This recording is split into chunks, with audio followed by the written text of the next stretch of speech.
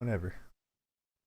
What's up, Fackers? We are back with our Fantasy and Chill 101, counting down the top 101 fantasy football players for the 2020 football season. Number 86 on the list is running back of the San Francisco 49ers, Tevin Coleman. Tevin Coleman is our 35th ranked running back. Last year, he finished as running back 35. So, pretty cool how that works out there. All right, his stats last year, he had 137 carries for 544 yards and 6 touchdowns. He also had 21 catches for 180 yards and 1 touchdown. Came out to 127.9 fantasy points, an average of 9.1 per game. All right, so I think there's kind of a misconception about Tevin Coleman last year. You kind of think of him as having like a pretty decent year last year, but most of his damage came in that one game that we all remember. He had 39.8 fantasy points in one game. So that's roughly a third of his points right there in one game. You take that away, and he really wasn't that great. He was a guy that after that one game was the big waiver wire spender Yeah. kind of the season there with Britt was the benefactor of that one. I think he spent like $111 random like that. Okay, and I have running back by committee here because when I made these notes, Matt Breida was still on the Niners. Now he still is going to be not only splitting time. I think Raheem Mostert will be the guy to start the season just because Yeah. how strong he finished last year. So he's still not the main guy there in San Francisco. And we talked about how all of his damage came in that one game.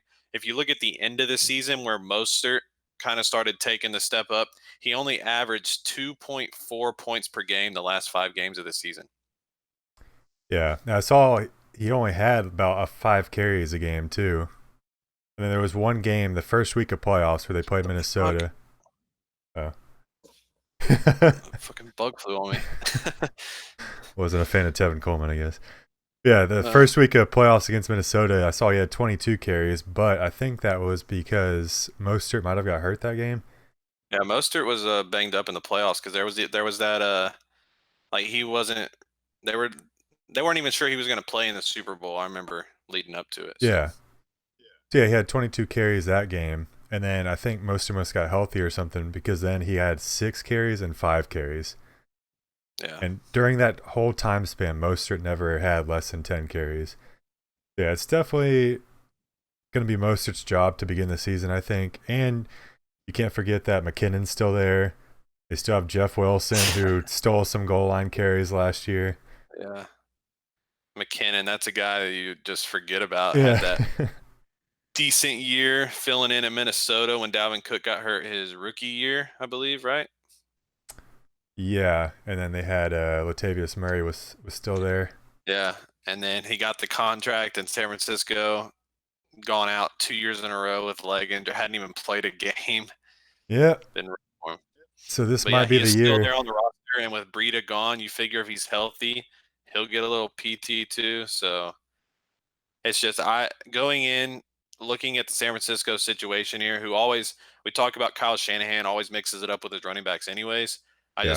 You have to prefer Raheem Mostert here, especially to start the season. Yeah, I mean, we definitely do because we're going to have Raheem Mostert coming up later in these Yeah. player profiles. But, I mean, we have Tevin Coleman ranked 35. It's really not that high.